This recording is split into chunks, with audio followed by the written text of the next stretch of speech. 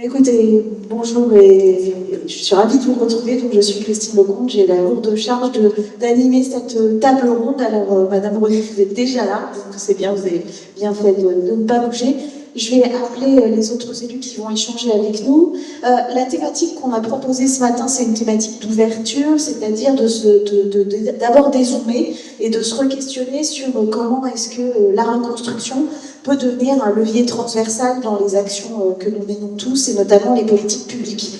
Et donc pas simplement une contrainte, mais bien un aspect positif, et de le croiser avec des questions de taille de territoire, en fonction de collectivités qui ont des outils ou des possibilités de faire qui sont différentes, et de voir à partir de ça quels sont les enjeux, les leviers qui sont trouvés, les problématiques que l'on peut éventuellement retrouver les uns chez les autres. Alors je vais appeler nos intervenants donc pour la métropole de Rouen, donc Laurence Renou, donc la vice-présidente à la culture, avec Julie Mérabet, le vice-président à l'urbanisme. Bonjour Monsieur Mérabet. Je crois que vous avez fait tomber votre stylo. Je vais appeler Virginie Blandin, qui est première adjointe à la ville d'Yvetot, pour nous parler des enjeux de la crise de la reconstruction dans la commune d'Yvetot. Je précise qu'Yvetot vient de rejoindre le club également. Donc le club s'agrandit aussi. Donc si aujourd'hui dans la salle il y a des collectivités qui ne sont pas encore adhérentes, n'hésitez pas à nous rejoindre. Et puis je vais appeler la ville de Royan, avec Nadine David, qui est adjointe au maire en charge du patrimoine et de la culture. Merci beaucoup d'être là, Madame David. Et donc vous voyez, le club n'est pas que normand, et ça c'est très important. On a vraiment l'envie que la reconstruction dépasse les frontières de notre région et montre comment est-ce que on peut avoir un regard qui soit pas forcément le même, avec pas forcément les mêmes outils dans nos villes respectives.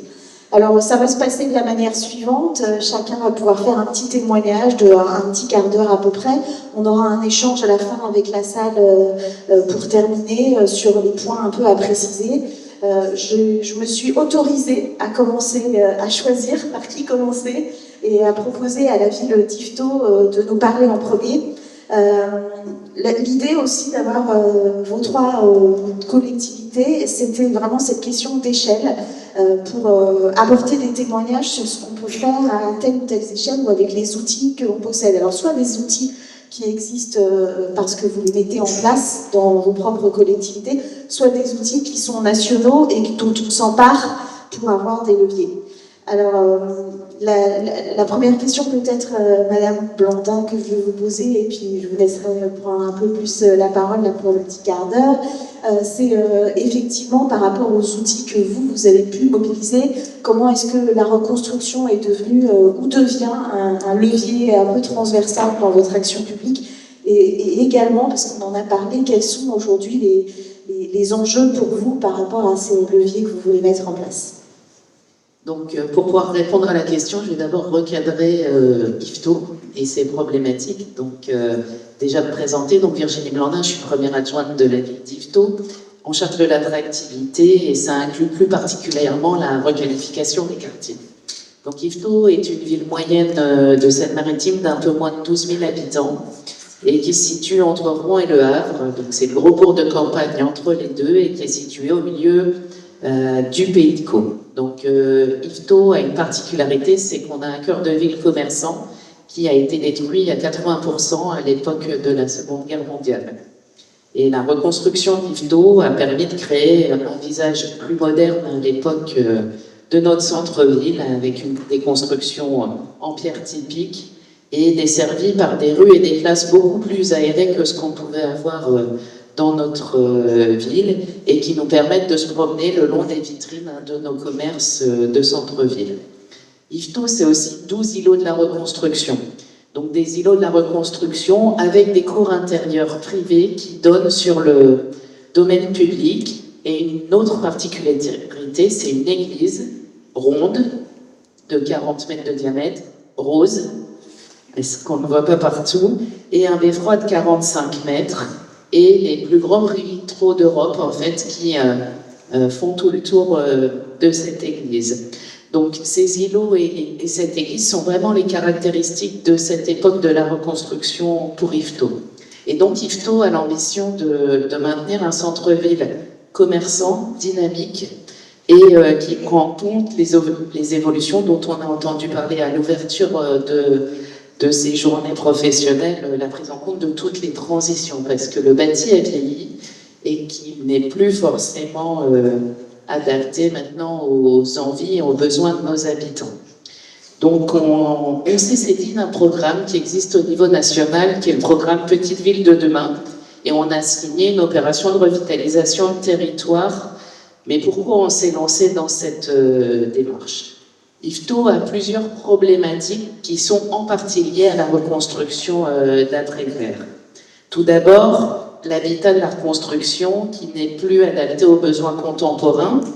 Il fait chaud l'été, il fait froid l'hiver. Les diagnostics énergétiques nous donnent des résultats en F et G, ce qui va rendre à un moment la location compliquée. Il n'y a pas d'ascenseur. Les entrées sont souvent communes avec celles des commerces de rez-de-chaussée, et donc un problème d'accessibilité de plus en plus prégnant. Et ces points, si on ne les traite pas, vont nous amener tout doucement à un dépeuplement du centre-ville, qui est quand même le cœur de notre ville et la dynamique de notre ville. Ensuite, vous l'avez dit tout à l'heure aussi, ces bâtiments de la reconstruction se dégradent. On voit apparaître des épauvrures, des fers de béton qui rouillent, et ça demande la mise en place d'un entretien spécifique pour conserver l'aspect d'origine de ces bâtiments, avec deux problématiques importantes. Des propriétaires qui ne sont pas toujours conscients de la valeur architecturale de leurs biens, et des artisans qui ne connaissent pas ou ne connaissent plus les techniques de réhabilitation, rénovation de ce type de construction. Ensuite, une autre problématique qu'on a sur IFTO, c'est les cours intérieurs dont je vous parlais tout à l'heure. Donc, les cours intérieurs privés donnent sur l'espace public et souvent ne sont pas entretenus. Donc, on retrouve des trous, des poubelles, un état pas terrible, et qui donne l'impression à nos habitants qu'en fait, on n'entretient pas l'espace public, parce que vu que ça débouche sur l'espace public, on a l'impression que la ville abandonne ses cours intérieurs et les laisse se dégrader, et ça peut donner une image qui n'est pas celle qu'on veut donner de la ville. Je reviens ensuite sur les rez-de-chaussée, des bâtiments qui sont des commerces, principalement sur la ville, et on tient à ce que ça reste des commerces, mais qui sont souvent peu accessibles, parce que la réglementation accessibilité à l'époque n'existait pas, et qui souhaitent souvent, pour mettre en avant leur commerce, demandent des aménagements de vitrines ou de devantures qui ne sont pas toujours respectueux du patrimoine et adaptés. Et pour conclure sur cet état des lieux, au final, un patrimoine de la reconstruction à IFTO qui n'est protégé que grâce à l'église, en fait. L'église est classée, donc on a un périmètre de 500 mètres de protection. Et si on n'avait pas l'église, ce patrimoine ne serait pas du tout protégé. On ne pourrait pas utiliser l'architecte des bâtiments de France pour empêcher la réalisation de certains travaux qui seraient de nature à vraiment dégrader ce patrimoine. C'est au vu de tous ces éléments que la ville s'est lancée dans la démarche pour l'obtention du label du patrimoine de la reconstruction, afin en fait d'utiliser ce label pour structurer son action politique de requalification du centre-ville, en s'appuyant sur le patrimoine bâti et en travaillant sur 3 axes majeurs qu'on souhaite développer: la mémoire, le volet urbanisme et le volet sensibilisation-animation. Donc effectivement, à IFTO, le bâti de la reconstruction est peu connu, peu considéré et parfois peu apprécié. En fait, les gens ne voient pas forcément l'intérêt de ce patrimoine, et donc pour nos collectivités, il est important que nos habitants, mais surtout les propriétaires en fait de ces bâtis reconstruits, comprennent l'histoire et la valeur architecturale de ces biens. Et je vais vous prendre un exemple concret. Donc on a travaillé sur les cours intérieurs dont je vous parlais tout à l'heure, pour travailler sur leur requalification.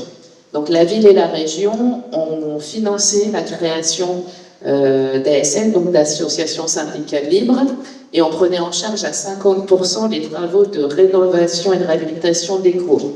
Sur les 12 îlots, seulement 4 en fait ont accepté de jouer le jeu, se sont créés en ASL, et ont lancé les travaux. On s'est rendu compte dans toutes les réunions publiques qu'on a été amené à faire pour essayer de faire déboucher ces projets, que beaucoup de propriétaires ne comprenaient pas l'intérêt de ces travaux pour la valeur de leurs biens.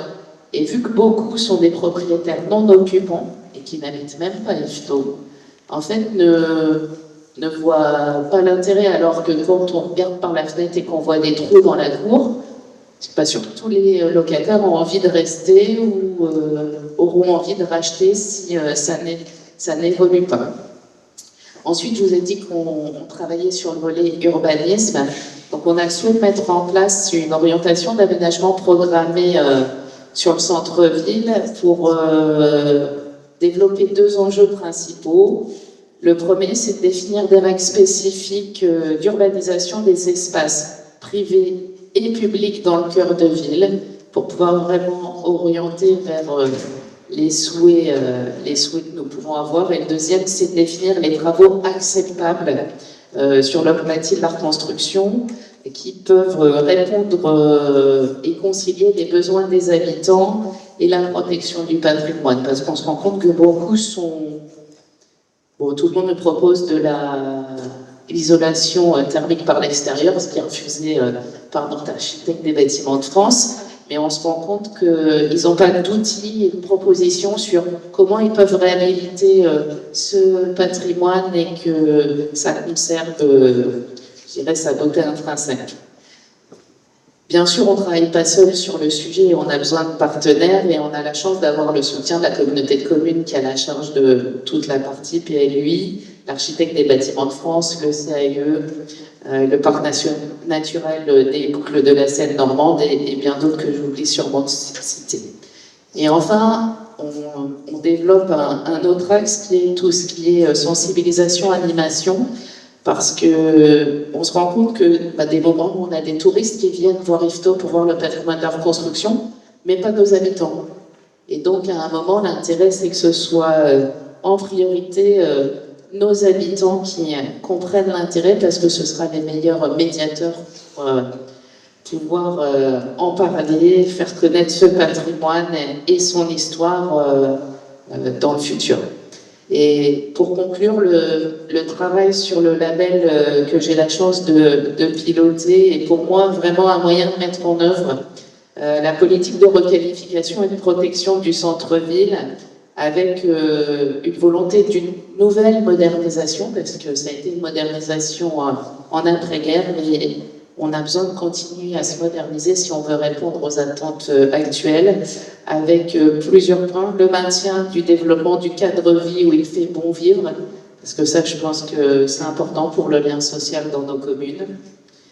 Avoir un centre-ville végétalisé, partiellement piétonnisé, qui permet que les gens se sentent bien et envie de se réunir en centre-ville, se promener. Avec un commerce toujours plus attractif, parce que je vous le disais, on est entre Rouen et Le Havre, on est le gros bourg du secteur, et ces commerces de qualité nous permettent vraiment de rayonner et d'amener du monde sur notre ville. Et bien sûr, un point qu'il ne faut pas négliger, c'est tous les enjeux de sobriété qu'il faut prendre en compte et qui nous permettront de continuer à nous développer dans les années futures. Donc voilà, un beau programme pour une collectivité qui n'est pas très grande, hein, comme je le disais tout à l'heure, mais qui s'est engagée avec motivation et ses moyens, certes limités, mais avec des élus, des agents partenaires qui sont très motivés. Voilà. Merci beaucoup. Peut-être deux, trois petites questions. La première chose, effectivement, vous parliez de sobriété foncière juste à l'instant. C'est vrai que c'est quelque chose dont on parle depuis quelques années à mettre dans les lois, la loi ZAN, etc., qui doit vous toucher particulièrement parce qu'effectivement, c'est attractif. Yvetot, vu sa situation, il y a de la place. Donc, en fait, si vous ne travaillez pas sur la vacance ou sur la qualité de vie de l'intérieur de la ville et du centre-ville, vous pourriez vous retrouver avec des problématiques assez fortes, finalement, d'étalement urbain. Donc il y a un vrai enjeu à travailler l'un pour ne pas avoir à travailler l'autre et pour ne pas dégrader les qualités on va dire, des lisières aussi de la ville. Et par rapport aux équipes que vous avez, parce qu'en fait, finalement, vous êtes une petite équipe, je trouve que c'est important de le signaler. En fait, vous vous raccrochez beaucoup à des programmes existants ou à des leviers de réseau. Et peut-être que ça, c'est quelque chose qui est important pour les membres qui ne le font peut-être pas. Mais c'est vrai qu'effectivement, dès qu'il y a un PNR, on est dans une dynamique un peu plus collective et ça peut être très important.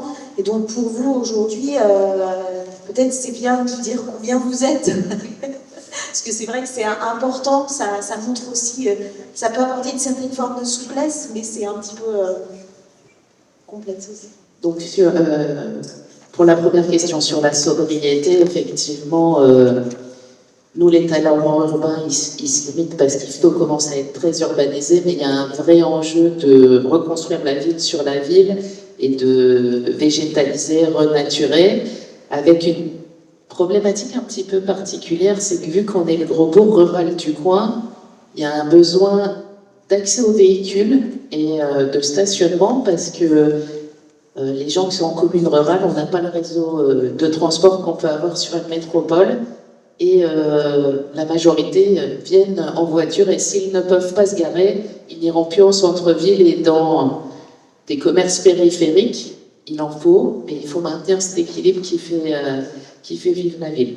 Concernant les équipes, effectivement, donc je suis le chef de projet pour le label Patrimoine de la Reconstruction. Donc on a dans les effectifs, donc Pascal Procop qui est dans la salle, qui est notre chef de projet Petite Ville de demain.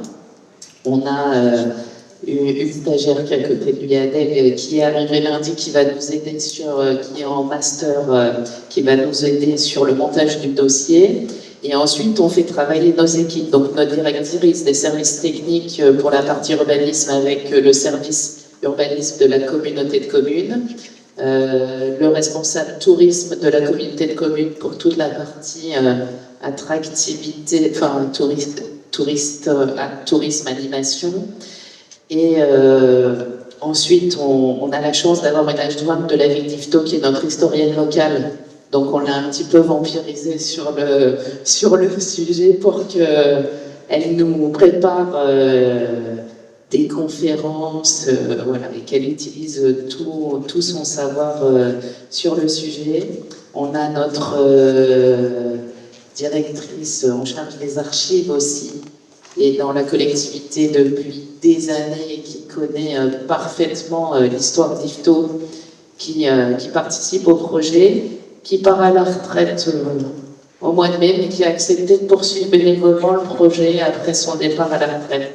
Donc voilà, après on mobilise tous les moyens, tous nos partenaires que sont le parc, l'ABF, le CAUE, dès que de besoin pour animer. Et on a aussi mobilisé une association locale qui est le CEPC, donc c'est le Cercle d'études du patrimoine cauchois, qui a dans ses archives un fonds incommensurable sur toute l'histoire du pays de Caux et qui va nous aider sur cette partie-là.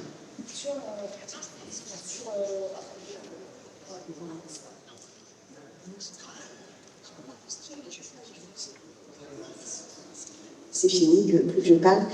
Peut-être une petite question sur les ASL, parce que finalement, si vous avez 12 lots de la reconstruction, pour certaines villes, ça paraît tout à coup pas beaucoup. Mais en fait, si vous en avez déjà réussi à en faire 4 sur 12, est-ce que vous croyez à l'effet boule de neige? Alors moi je suis un peu déçue parce que 4 sur 12 c'était pas l'objectif que je m'étais fixé. Effectivement j'aurais aimé qu'on en ait un petit peu plus. Après vu que les travaux sont en train de se réaliser, je pense qu'à un moment ça peut, le fait qu'il y ait des cours qui soient rénovés peut donner l'envie aux autres d'y aller. Ce qui est dommage pour eux c'est qu'il n'y aura plus les financements à 50%. Parce que ça peut pas durer éternellement. Je pense que oui. Après moi, c'est ce que j'ai essayé de leur expliquer. Ma crainte aujourd'hui, ces cours intérieurs, en fait, il y a des petits bouts qui appartiennent à chaque propriétaire. Et sans ASL, ils ne sont pas assurés. Ça veut dire que s'il y a un accident ou s'il arrive quoi que ce soit sur cette zone privée, ils n'ont pas d'assurance qui les couvre. Et en fait, même en parlant de sa sécurité assurantielle, ils n'ont pas souhaité aller en fait à la SL. Ils n'ont pas compris l'intérêt et sur les 8, on n'a pas réussi à avoir le quorum pour pouvoir procéder à la mise en place. Donc, la question de la sensibilisation est vraiment importante et sur les questions de sécurité, on verra peut-être ça tout à l'heure avec Royan, qui est peut-être dans l'effet inverse. D'ailleurs, vous êtes vraiment rentré dans la parole technique et après, avec le besoin de sensibiliser. Avant de passer à Royan, je voulais donner la parole à changer d'échelle et passer sur les volets métropolitains avec une autre façon d'avoir mobilisé en fait les forces en présence. Alors là, on n'est pas du tout dans la même typologie de territoire puisque la métropole a plusieurs communes de différentes tailles avec différentes problématiques. La reconstruction est loin d'être la seule problématique, elle en est une parmi d'autres, donc elle peut aussi être cachée. Pas visible, notamment dans le patrimoine, avec même un patrimoine reconstruit assez divers, puisque différentes typologies architecturales, certaines assez reconnues dans le monde des experts architecturaux, d'autres totalement inconnues, mais également de la même époque et avec une valeur qui est d'usage assez intéressante.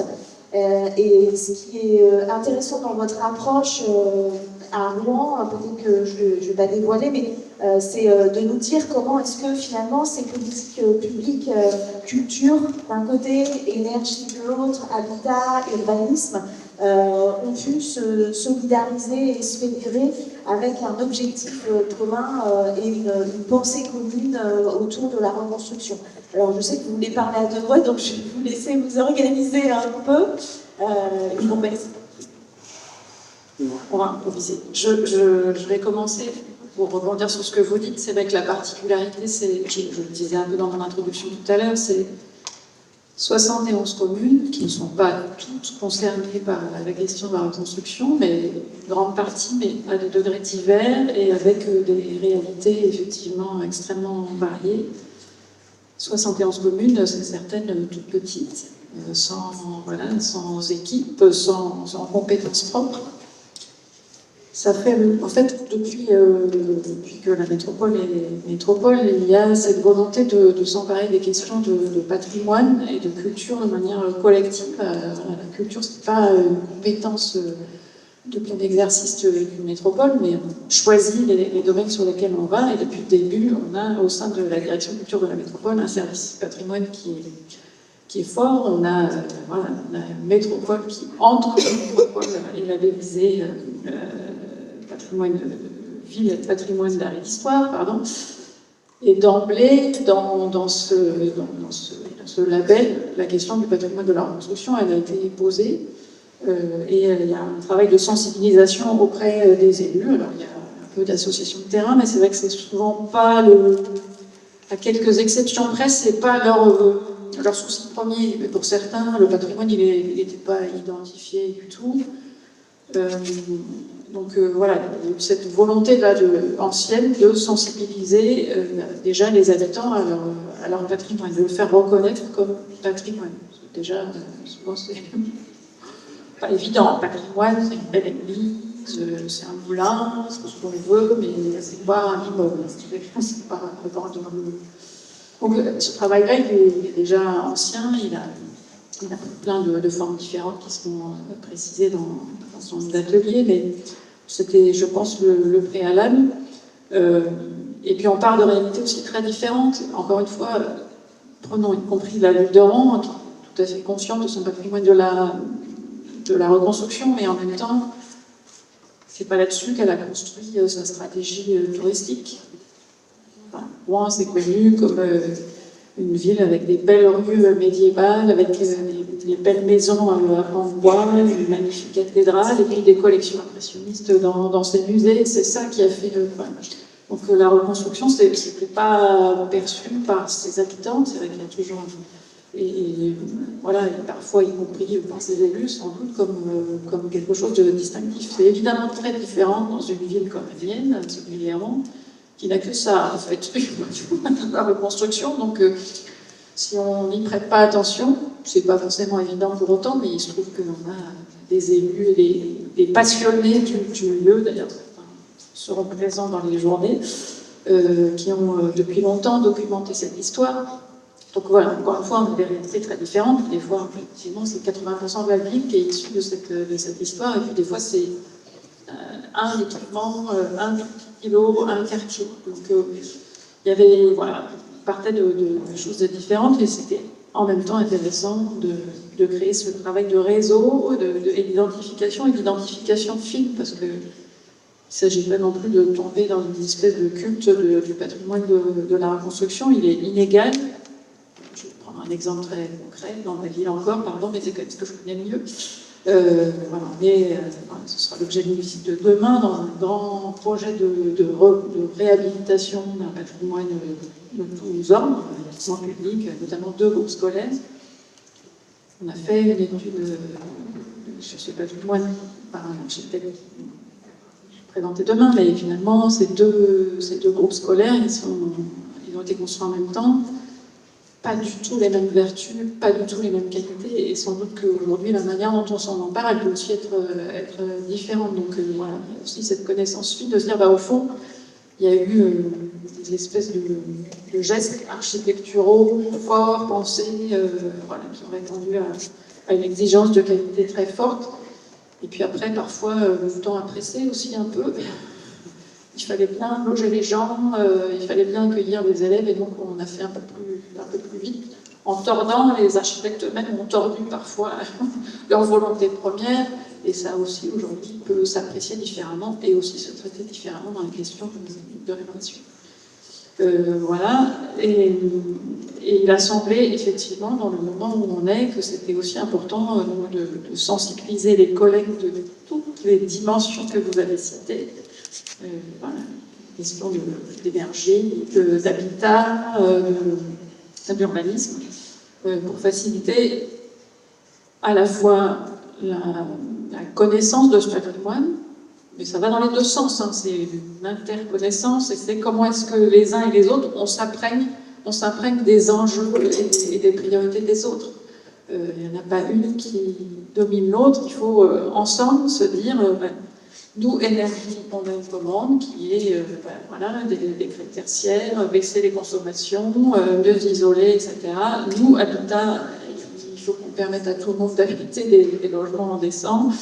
Et puis voilà, la question de l'urbanisme par rapport voilà, tellement rural, la nécessité de reconstruire la ville sur elle-même, tout en préservant des espaces ça semble logique, et en même temps, c'est pas du tout évident, parce que c'est pas du tout, finalement, les cultures, c'était pas des habitudes. Comment est-ce que la culture allait travailler avec l'énergie? C'est pas toujours été une évidence, mais en tout cas, ça a été le choix qui a été fait. Alors, il faut prendre aussi à cet égard, sans doute l'impulsion du label régional reconstruction, qui fait aussi que ces différents services ont dit oui, mais du coup... on ne connaît pas bien ce patrimoine, on n'en connaît pas les vertus, on n'en connaît pas voilà. Donc il y a eu ce besoin aussi d'exprimer, et donc il y a en effet, c'est constitué au sein de la métropole. Je vais passer la parole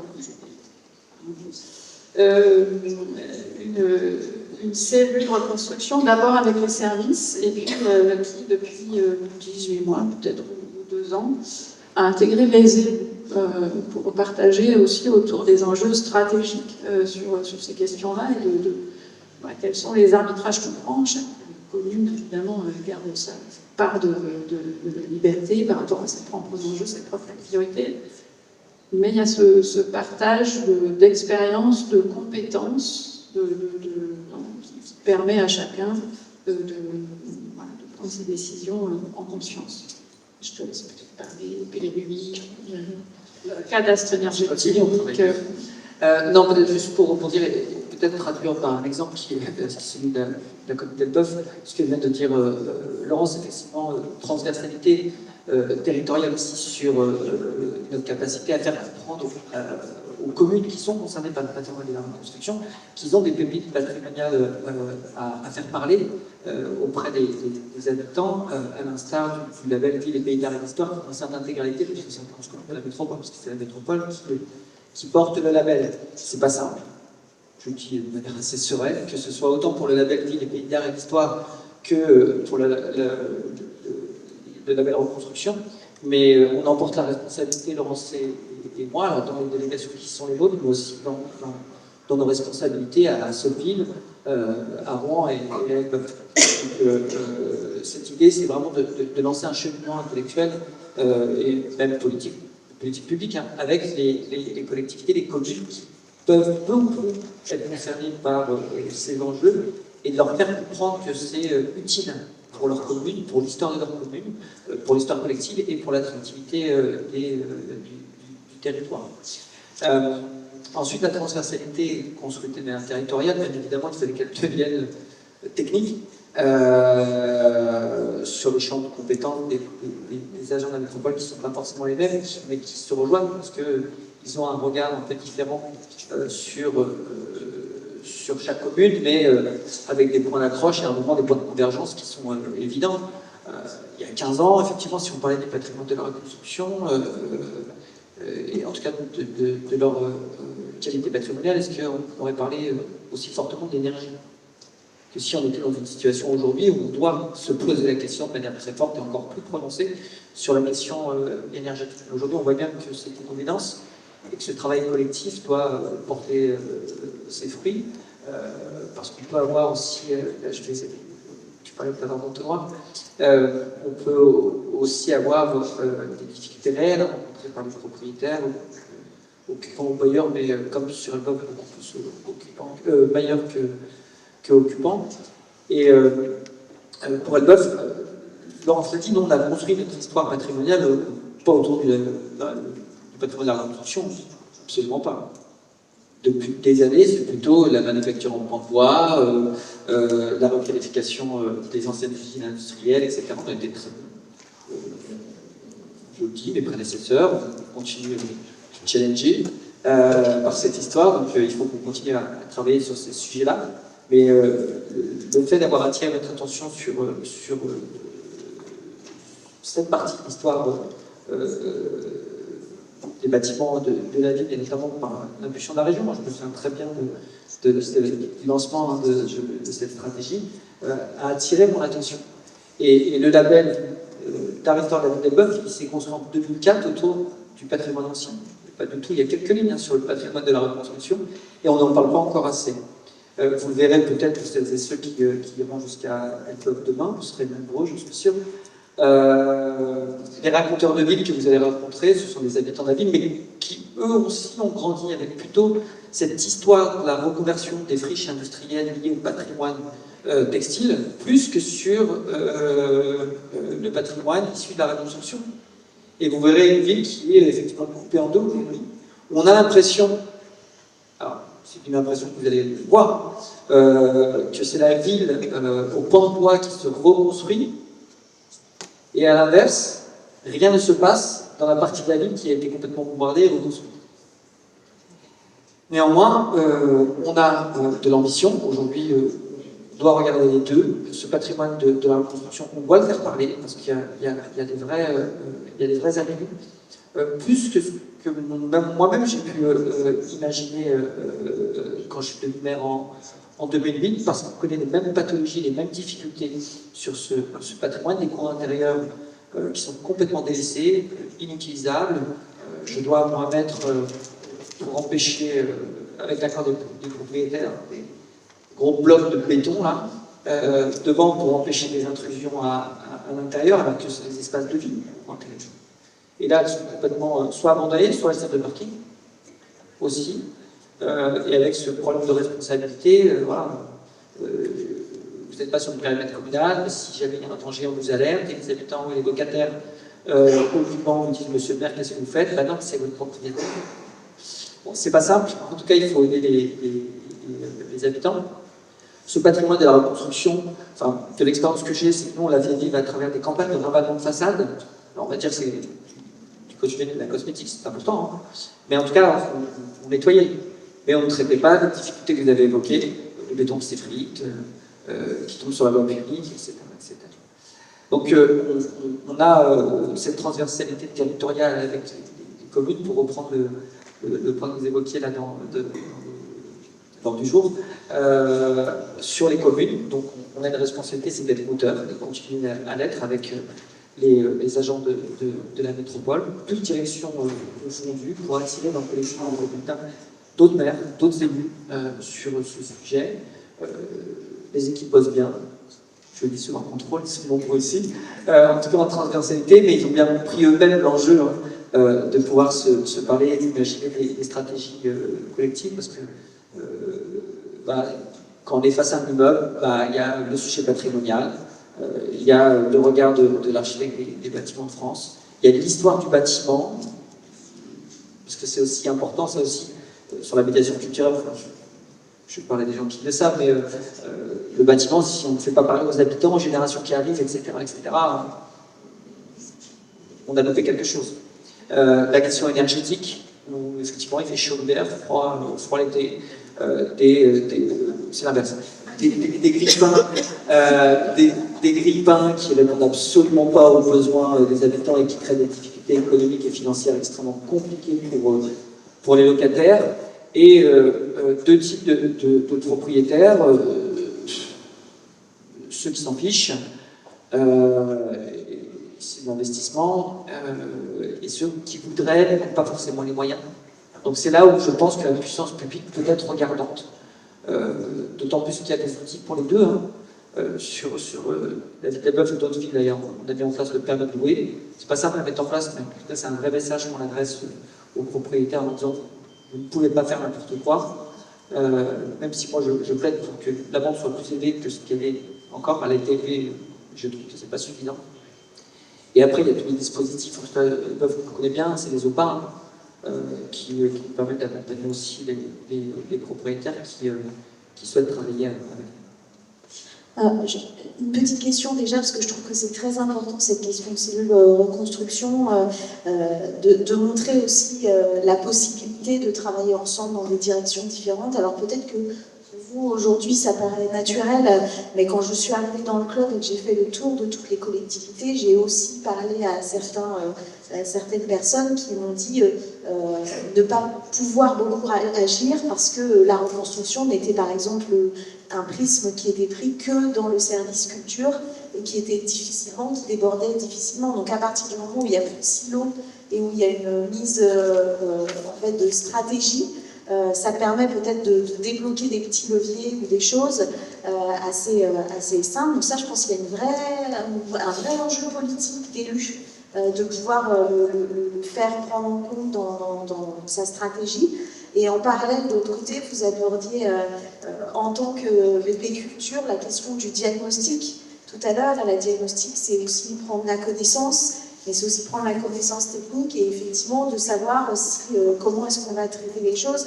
Et du coup, l'intérêt pour moi de ma question en fait est plutôt liée à ce que vous portez au niveau de cette cellule, de manière un peu dézoomée, notamment au niveau du cadastre énergétique ou ce genre de choses, et comment est-ce que vous pensez pouvoir faire atterrir ce type d'outils qui existe. Alors peut-être qu'il faut l'expliquer pour l'ensemble des participants, mais comment vous pouvez vous en servir après, comment vous vous en servirez après. Je sais qu'on a un autre adhérent, il me semble, Dunkerque, qui s'est lancé aussi dans cette aventure, pour peut-être faire des stratégies territorialisées. C'est-à-dire quand on est à Ifto, on sait qu'on a nos 12 îlots, voilà, on sait à peu près cibler le truc. Quand on est sur 71 communes, comment on cible, où est-ce qu'on doit intervenir, et peut-être est-ce que cet outil est un outil stratégique pour planifier en fait la rénovation en fonction justement de la précarité et le croisement entre précarité et problématiques énergétiques. Je vais répondre sur le départ, sur la question de comment est-ce que ça devient une évidence de travailler ensemble. Je pense que ce qui aide, c'est que d'emblée, au sein de la direction culture, il y a une définition de ce qu'est la culture et une définition de ce qui fait patrimoine qui est assez large et qui s'est toujours pensé non pas justement comme la cerise sur le gâteau ou juste la caution attractivité au sens touristique, mais qui s'est pensé toujours comme une manière d'habiter, en fait, d'habiter un territoire, et que donc la notion de patrimoine, elle est très large d'emblée, et que ça peut martelé, travailler avec les communes dans des relations de grande proximité, dans un esprit de droit culturel aussi, mais que du coup, finalement, c'est assez naturellement que quand la culture elle s'intéresse à toutes ces dimensions, et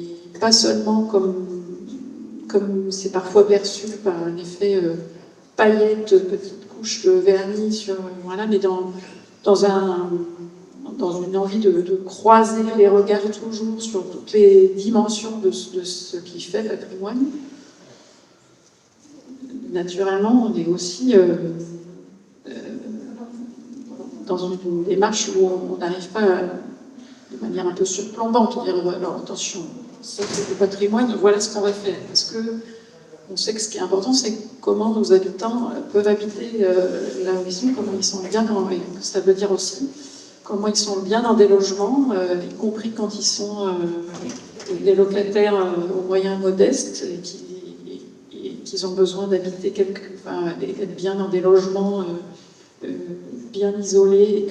Et donc, je crois que c'est cette notion-là, c'est sans doute une chance d'avoir ces convictions-là et ces manières d'aborder le sujet qui font que le dialogue, je ne dis pas que c'est pas sans frottement, ni aspérité, ni désaccord, évidemment, sur tel ou tel aspect, de se dire, bon voilà, finalement, est-ce que c'est l'enjeu énergétique et rénovation de l'habitat qui doit l'emporter avec un bailleur ou un propriétaire qui n'a pas des moyens considérés, ou est-ce que non, vraiment, cette façade sur le plan architectural, elle est unique en son genre, on n'en a pas d'autres exemples, donc c'est un travail fin, c'est long, ça cause, ça frotte, mais on arrive à trouver des points d'accord qui sont des fois dans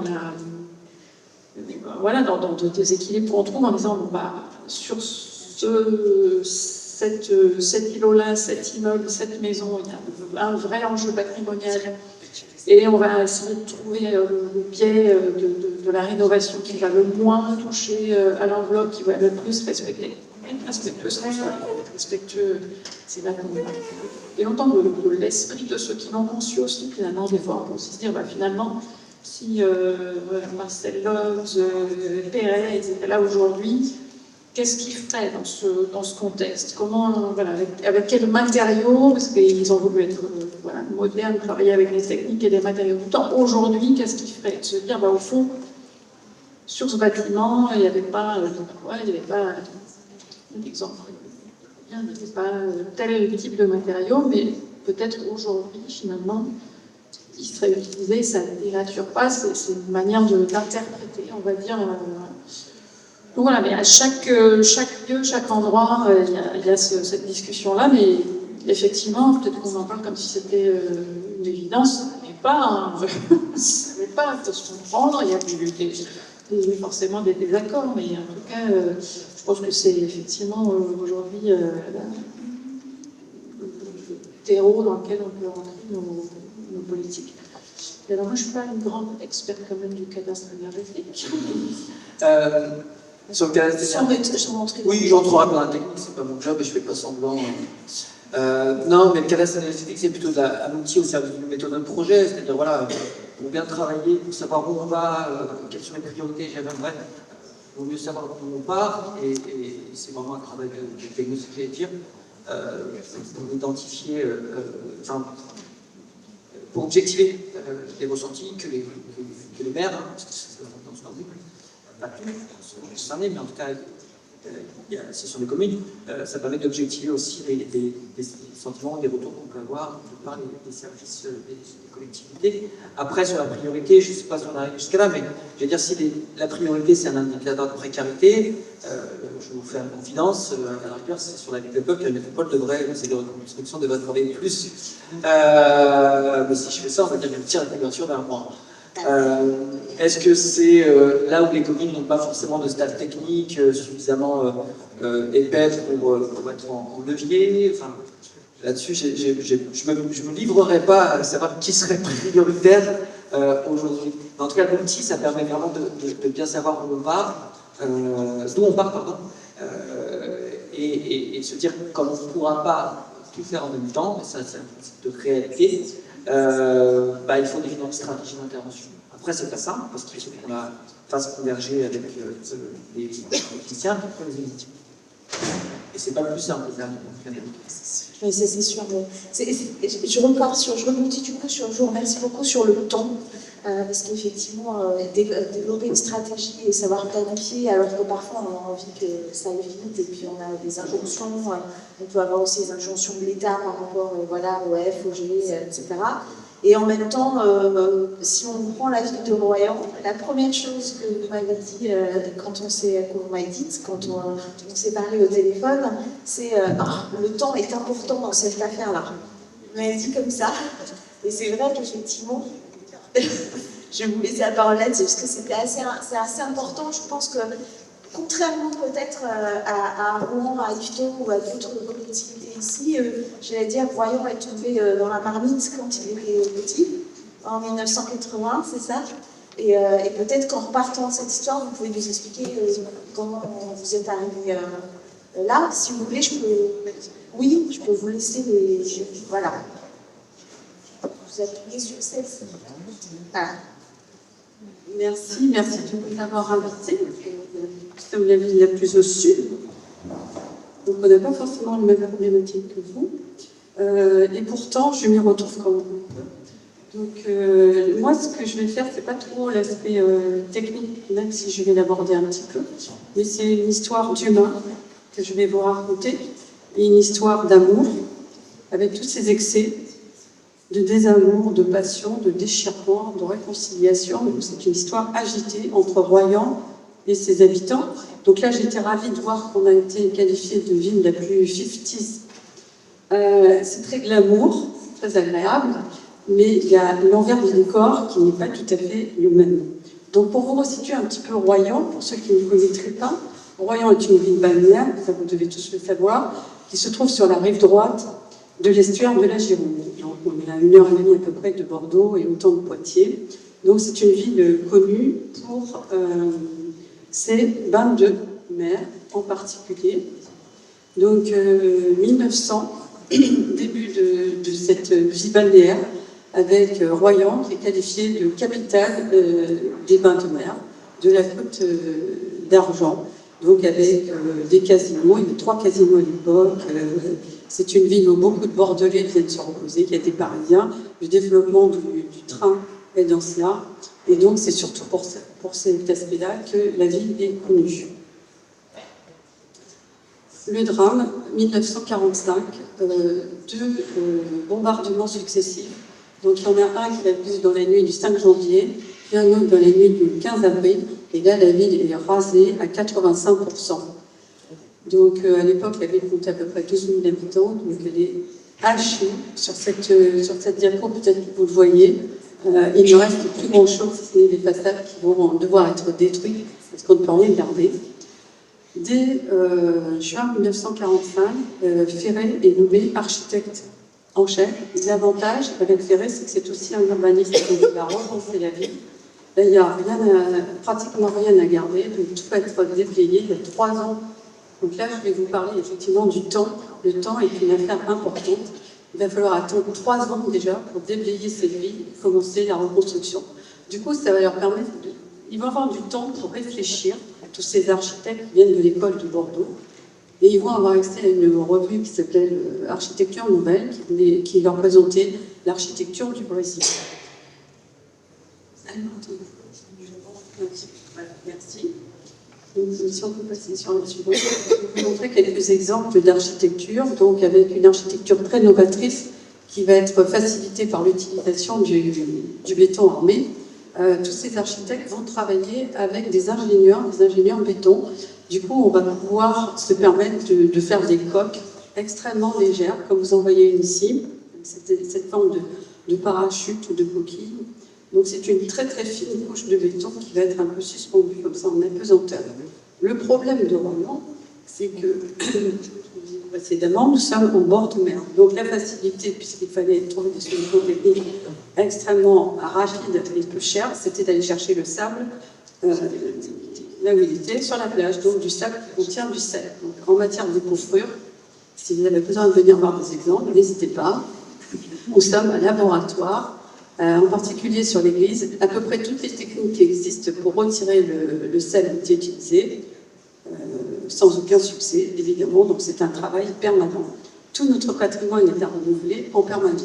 Donc ça, c'est un gros souci.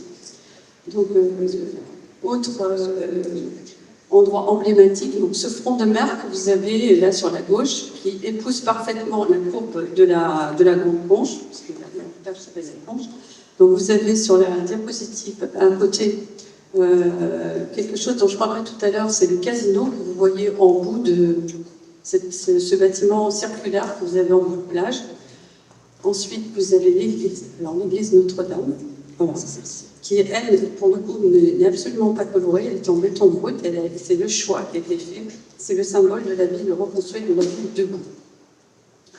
Répondant à l'église, puisque nous sommes sur un territoire protestant aussi, où nous avons le temple, voici un exemple de cette architecture extrêmement colorée. Bon, là, on a quelques notes de couleurs, c'est pas là où c'est le plus coloré, mais avec des ouvertures dans les toits pour laisser passer les arbres. Donc voilà, une architecture très joyeuse. Quelques exemples de villas que vous pouvez trouver là, qui sont toutes très très colorées, avec des cubes, des choses extrêmement caractéristiques comme les hublots, l'utilisation des pavés de verre, le rez-de-chaussée qui est en pierre, puisqu'on réutilise le matériau qui a été retrouvé dans la destruction, on le réutilise sur place. Puis, donc, il a fallu environ une dizaine d'années. Il ne faut pas croire que les gens qui sont venus habiter là se sont dit, youpi, chouette, on nous a fait des belles choses toutes neuves. Ça ne s'est pas passé exactement comme ça. Eux, ils étaient restés sur une architecture beaucoup plus classique. On a beaucoup de villas 1900 qui sont restées intactes. Alors celles-ci, elles font l'unanimité. Il n'y a aucune discussion là-dessus. Tout le monde les adore. Elles ne sont pas touchées. En revanche, cette architecture qu'on propose aux habitants, même si ils voient une plus-value, il y a plus de modernité, évidemment, il y a des salles de bain, il y a le chauffage, c'est une autre façon de vivre. Mais la population n'adhère pas tellement à cette nouvelle construction et on est dans une période on l'ignore un peu. Puis on va aller jusqu'aux excès des années 80, où là c'est carrément le désamour. C'est-à-dire qu'on ne veut plus voir cette architecture des années 50 et on commet des exactions autant dans le domaine public que dans le domaine privé. C'est-à-dire que là, par exemple, je vous ai fait les diapos avant-après. Donc en haut, vous avez la poste telle qu'elle avait été reconstruite à la fin des années 50. Et dans les années 80, on a détruit cette rotonde qui se trouve à l'avant et on a fait ce qui se trouve en bas, là, voilà, caractéristique des années 80, qui a complètement défiguré ce bâtiment. Autre exemple d'exaction commise par la ville, avec l'assentiment de tout le conseil municipal, pas une seule voix qui s'est élevée. Donc ce magnifique casino qui servait de boîte de nuit, qui servait de salle de concert, il y avait le casino, deux boîtes de nuit, bar, salle de concert, a été détruit. Il faut savoir qu'à cette époque-là, c'était un véritable spectacle. C'est-à-dire que les habitants venaient voir. On a fait arriver la grue avec la grosse boule qui allait carrément détruire tout ça.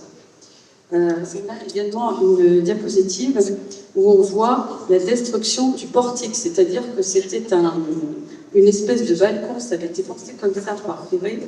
Tous les gens qui ne pouvaient pas accéder à la vue sur mer surplombante pouvaient monter sur le portique, c'est-à-dire cette rambarde, ce balcon qui réunit les deux parties du front de mer.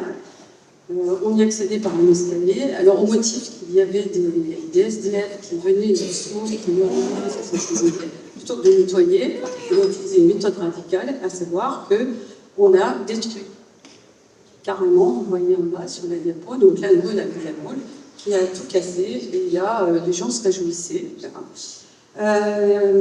Autre chose, alors là, bon, peut-être que c'est pas plus mal, ça a été très très vilain pendant des années. Il y a eu une grosse tempête en 1985, donc ce qu'il a été décidé de faire, c'est de protéger le palais du Congrès en mettant devant une grande façade de verre. On ne voyait plus du tout l'architecture.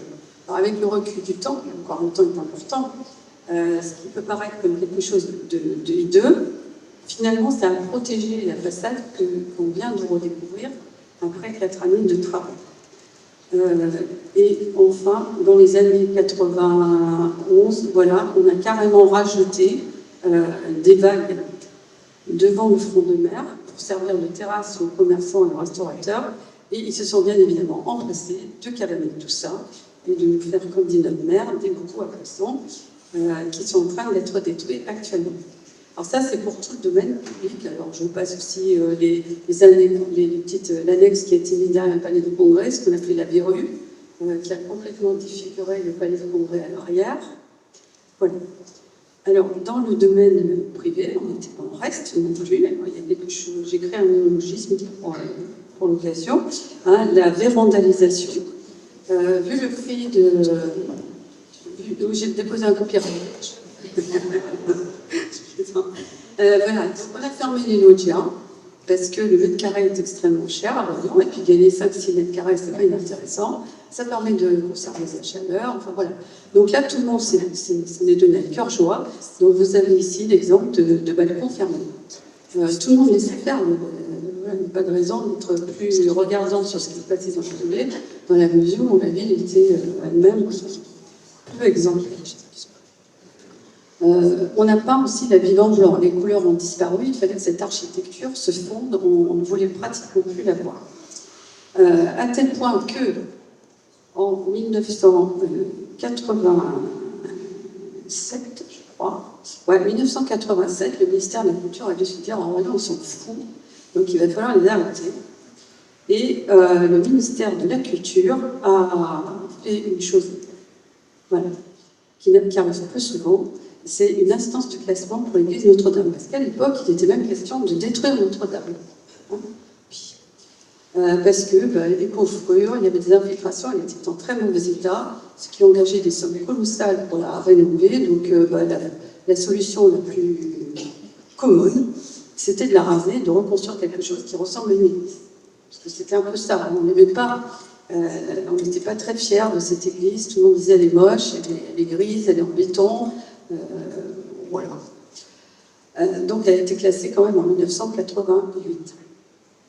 Et là, il y a une prise de conscience quand même qui se fait au niveau des politiques.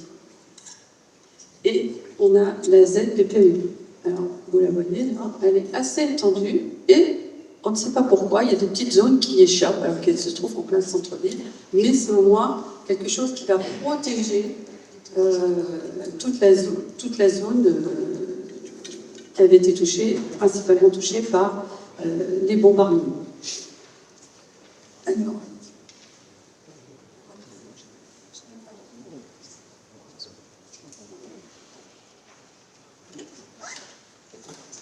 donc là, on est en 96. Puis, il y a également des mesures de protection qui se mettent en place avec le classement de certains édifices, de certaines villas notamment, de certains immeubles. Et là, il y a une bascule qui se fait. C'est-à-dire qu'à partir du classement de l'Église, on va prendre conscience, enfin le public, la ville va prendre conscience du patrimoine qu'elle possède et se dire, bon, peut-être qu'il faut qu'on arrête nos bêtises et qu'on se rende compte de ce que l'on possède. Donc, il y a toute une série de classements de villas privées, d'édifices publics. Là, donc, vous avez plusieurs villas qui sont complètement protégées. Et en 2011, on arrive à Ville d'Art et d'Histoire, donc la signature de la convention Ville d'Art et d'Histoire. Et là, c'est une véritable bascule. Donc cette frise chronologique que je vous ai présentée depuis la fin des années 50 trouve un aboutissement ici.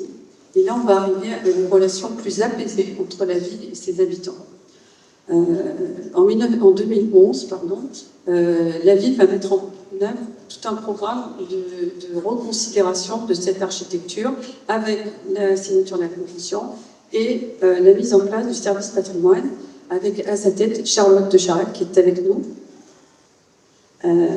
Et ça, c'est important. C'est-à-dire que à partir du moment où se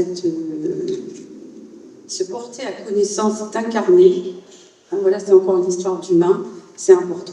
Charlotte est reconnue pour sa connaissance, son expérience, sa culture, voilà, c'est son métier.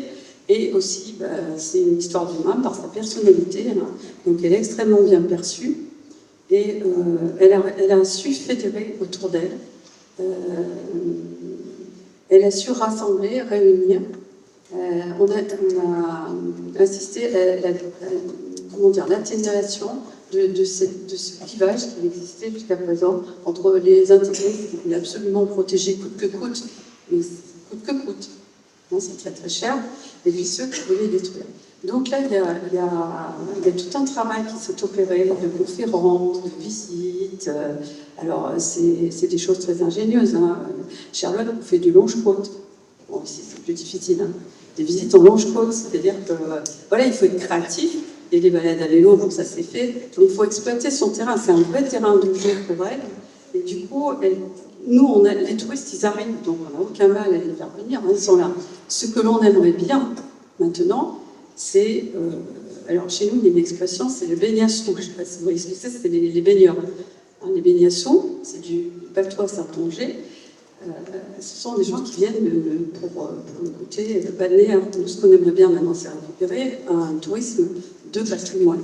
Parce que ce n'est pas le même touriste qui vient. Et donc, c'est tous ces efforts que nous faisons et que fait en particulier Charlotte pour faire découvrir ce patrimoine. Et je pense qu'avec le temps, donc vous voyez, 2011, on est en 2025, ça fait 15 ans que c'est un travail de longue haleine qui s'installe petit à petit. Ce sont des petites briques que l'on met les unes sur les autres. Et après ces moments de grand balancier que l'on est venu, le balancier est en train de se repositionner vers une position médiane plus apaisée. Et maintenant, on a une population qui aime, et ça c'est important, qui aime son patrimoine, qui le respecte. Alors évidemment, on a toujours 2-3 associations d'afro-défenseurs qui voudraient qu'on tue ou qu'on vende tous ceux qui mettent du plastique. C'est pas possible.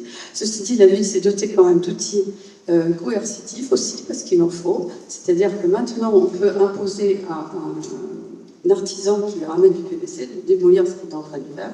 Alors, monsieur, pour commencer, il y a un travail qui s'est fait avec le service de l'urbanisme qui est là pour apporter des conseils.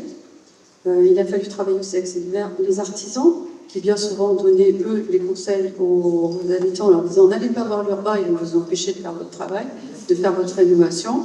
Mettez donc du PVC, et puis quand ça sera fait, ils ne pourront plus rien faire. » Effectivement, c'est ça qui s'est produit. Hein. Maintenant, on arrive à une position un peu plus apaisée. C'est un travail de très très longue haleine, parce que ça coûte cher. On n'a pas mis en place de politique d'aide de rénovation de la mairie. Donc, c'est à la charge entière du propriétaire, sauf quand ils sont sur des immeubles classés, bien évidemment. Là, tout à l'heure, on parlait de rénovation énergétique. Là, on vient de faire passer une délibération au mois de février sur l'implantation de panneaux photovoltaïques. Parce que comme on a une AVAP qui est très étendue, un expert qui est très étendu, qui fait 5 km², c'est un quart de la ville, alors c'est bien, mais ce sont des contraintes très très fortes et on se rend compte qu'on est peut-être allé un peu loin. Du coup, on revient nous aussi et on a voté une mesure d'assouplissement, à savoir qu'on peut quand même implanter les panneaux photovoltaïques dans la mesure où ils ne sont pas vus de l'espace public. Il y a aussi une réflexion qui est menée sur l'isolation, alors par l'extérieur, impossible. Donc par l'intérieur, ça va être un travail parce que ça suppose de faire disparaître des mètres carrés. Auprès de l'immobilier, ce n'est pas facile à vendre. Voilà, donc ça, c'est ce travail. Mais vous voyez, après ces grands coups de balancier, on arrive à quelque chose de plus adapté. Alors, je vais m'avancer. Je raconte une histoire, toujours. Et donc, il y a une réappropriation du privé, vous voyez, avec une remise en couleur. Voilà. Donc, on a des cages d'escalier qui ont été recolorées, avant-après. Vous avez une villa, la villa Mirandel, qui était devenue toute blanche, qui finalement ressort de couleurs. Et ça, c'est le cas sur beaucoup de villas, sur beaucoup d'immeubles privés. De 2013, ouverture du SIAP. Alors là, c'est un booster incroyable. On a un SIAP, un centre d'interprétation de l'architecture et du patrimoine. Alors ceux qui sont un peu dans l'histoire savent que ça fait partie des obligations, qu'on aurait dû l'ouvrir dans les 5 ans. Le ministère de la Culture, la DRAC, tout le monde était très très gentil. Et en fait, on se disait que ce n'était pas une mauvaise chose, puisqu'on est depuis 2011. Donc on nous a laissé 12 ans. Et bien finalement, c'est une bonne chose. Le temps, là encore, a fait notre affaire. À savoir qu'on a pu installer des réseaux de connaissances, de diffusion d'informations, etc. Et notre SIAP, il est arrivé tardivement. Puis les politiques savent comment ça se passe. On a l'endroit, on n'a pas l'argent, on a l'argent, on n'a pas l'endroit. Et puis là, il y a un bel alignement de planète. En 2019, il a été décidé de rénover le Palais du Congrès. Et à ce moment-là, il a été décidé d'installer le SIAP en raie de mer, encore une création, en logique. Raie de mer du Palais du Congrès, c'est plus chic que raie de chaussée. Au sous-sol. Donc on a un beau SIAP de 600 mètres carrés. Et ça, c'est un très très bel outil qui nous permet de concrétiser tout le travail qui a été fait. Avec, là, on a sur notre première année pleine de fonctionnement en 2024, on a accueilli 30 000 visiteurs. Donc c'est énorme, dont 17% de Royanais. Les Royanais installés, qui viennent, qui reviennent et qui sont fiers de présenter leur ville. Donc ça, je pense que le pari est gagné. Et du coup, on a beaucoup moins de destruction sur cette dynamique. Et là, on est en renouvellement de convention. Voilà, donc je vous ai laissé quelques paroles de visiteurs. Merci pour cette très belle exposition qui met en valeur et nous fait comprendre cette architecture trop longtemps décriée. Cette expo est à l'image de ce que fait la ville de Royan pour faire découvrir et aimer son patrimoine architectural, documenté, accessible et joyeuse. La ville a su se positionner sur son histoire, ô combien, merci. Remarquable exposition qui permet de s'approprier la ville, son histoire, ses malheurs, sa renaissance. Tout ceci donne sens à tout ce qui nous entoure et nous permet d'aimer et comprendre cette ville. Merci, félicitations. C'est un petit moment de gloire personnelle. Ça nous fait plaisir. Et je remercie Charlotte. Merci à toi, Charlotte, pour le travail que tu fais et la reconnaissance que tu as de tous les résidents et de tous nos visiteurs. Merci à vous. Merci beaucoup. Merci à tous les quatre pour avoir donné votre point, je trouve, alors par rapport à vous, merci pour tout l'exposé, mais je voulais relever une petite chose sur les loggias. Parce qu'effectivement, il y a beaucoup de collectivités. Alors là, on a des loggias de maison, mais on a aussi des loggias d'immeubles. Et dans les loggias d'immeubles, on voit aujourd'hui dans nos communes ce phénomène qui se fait assez facilement. Ce que vous avez décrit, on le vit. Et donc ça devient le local à vélo, le placard, etc. Souvent avec des menuiseries très épaisses, en PVC, qui en plus vont gâcher la lumière du salon qui se trouve derrière, rendre les façades beaucoup moins belles, etc. Donc il y a vraiment un enjeu assez fort qu'on voit parfois naître spontanément et qui est compliqué à gérer. Et cette question du temps que vous nous avez abordée montre qu'en fait il y a quand même un gros effort de sensibilisation à faire, même si ça ne rentre pas du premier coup. Alors je vais peut-être laisser une petite question dans la salle ou deux. On a très peu de temps puisqu'on va faire une petite pause avant d'écouter Lucas. Peut-être aussi retenir quelque chose. Alors, j'aime pas stigmatiser, mais je pense qu'il y a un vrai enjeu de formation. Alors pour le coup, des architectes et des artisans, et notamment des artisans. Vous avez beaucoup parlé des artisans. Je pense qu'on aurait un enjeu à développer des formations spécifiques. On voit aussi que vous avez bien résumé tout à l'heure les enjeux de votre commune sur la gestion des cœurs d'îlots, la question de l'accessibilité, et en fait qu'on retrouve presque à toutes les échelles, tous, hein, c'est un peu les mêmes choses, notamment sur le bâti privé. Et aujourd'hui, avec une méconnaissance naturelle des artisans qui ont moins cette habitude-là, des architectes aussi dans certains domaines. Alors certaines écoles le font, hein, et de plus en plus on travaille sur la réhabilitation et les diagnostics, mais comment est-ce qu'on peut accompagner ça? Aujourd'hui il y a plein d'exemples, mais il faut pour ça que le monde économique s'y mette à vos côtés, et il y a peut-être des choses à développer à une échelle supra pour pouvoir réussir ça. Alors est-ce qu'il y a des questions dans la salle? Je vais passer la parole. Bonjour, je suis Lynn Gavant, je suis la chef du service archives de la ville de Rouen. Je suis vraiment très rassurée de tous vos propos, parce qu'on est aussi dans la candidature du label régional en reconstruction pour la ville de Rouen. On se rend compte qu'on a aussi les mêmes problématiques, on va dire, d'adhésion. Nous, on a eu l'expérience il n'y a pas très longtemps, on s'est dit on va commencer avec l'aide du service patrimoine, on a commencé par notre projet en disant voilà, on va associer les adhérents, les propriétaires, les locataires. Et en fait, il n'y a pas très longtemps, on a fait une exposition, on avait une petite partie ici.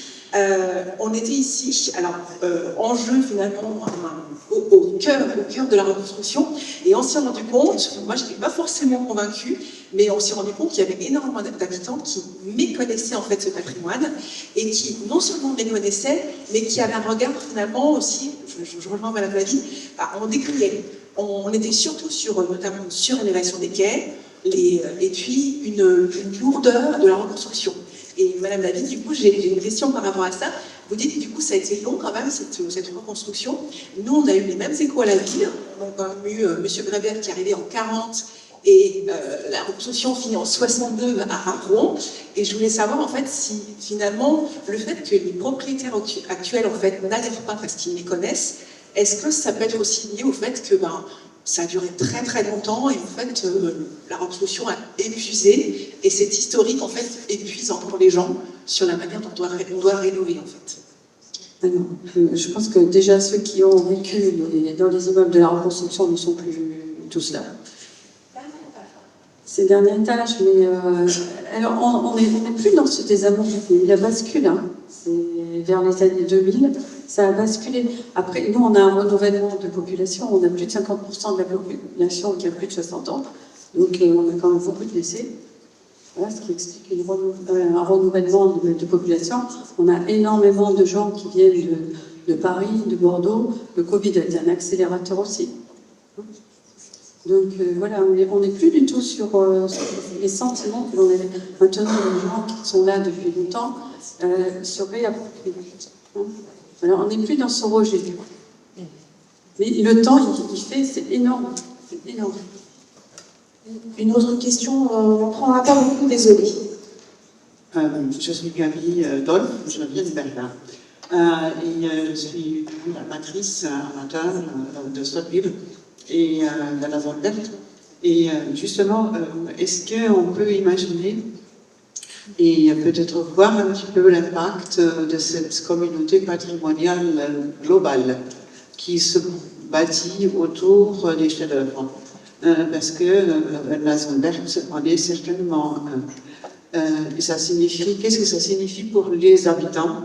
Ils ne sont pas encore envahis par les touristes d'architecture, mais ils en voient de temps en temps, je suppose. Est-ce que cet intérêt de la recherche dans l'histoire de l'architecture du XXe siècle affecte d'une manière ou d'une autre votre travail en Sotteville et aussi, comment dire, le bien-être des habitants? Merci pour cette question. D'abord, vous avez très bon goût, forcément. Ce sera le cœur de la visite de demain.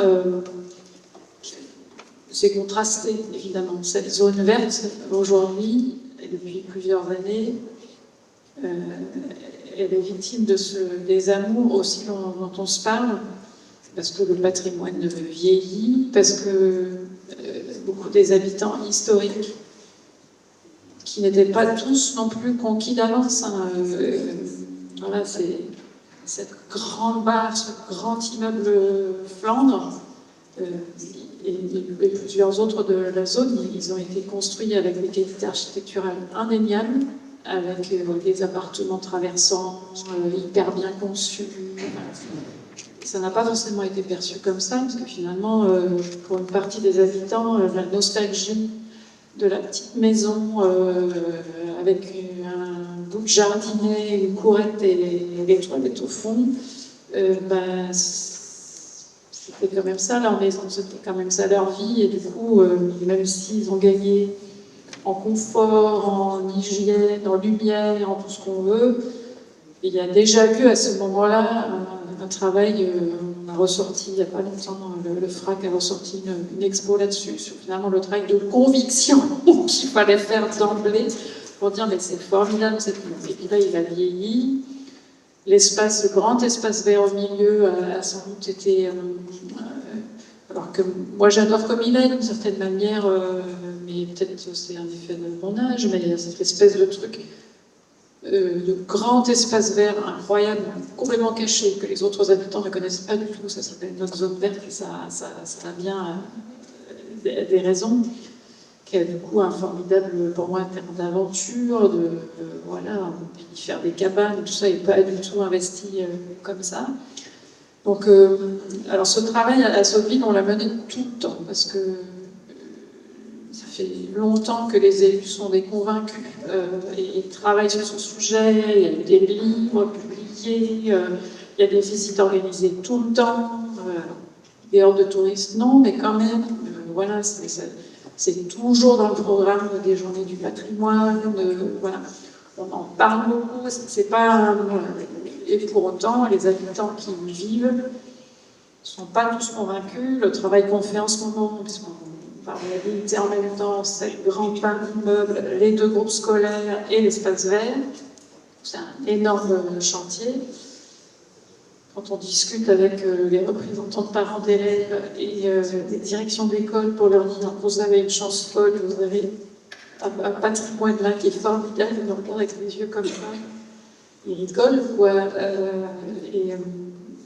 Et donc, voilà. Mais quand on explique, finalement, déjà, quand on regarde ensemble la maquette de ce qu'avait imaginé Lotz dans toute cette dimension, ils y revoient du coup, là, ils comprennent le sens de ce qui avait été fait, même si tout n'a pas abouti, tout n'a pas été construit, tout, voilà.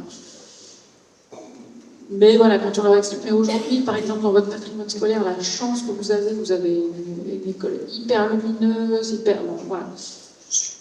Work in progress, hein, voilà, mais donc on leur a expliqué à quel point on allait travailler en conservant ou en retrouvant, à vrai dire, sur plein d'aspects, l'esprit dans lequel elle avait été construite, parce que finalement, avec toutes sortes d'autres idées, injonctions, etc., on a perdu des fois ce qui faisait tout l'intérêt, alors que finalement, on a détourné l'usage des lieux, on a changé les circulations, par où on rentre, ça avait un sens voilà, qu'on retrouve aujourd'hui en retravaillant, puis on a fait ce travail, on l'a présenté aux équipes, par exemple, tout le travail est fait par l'architecte et historien d'architecture Richard Klein, qui du coup a redocumenté tout ça et est venu le partager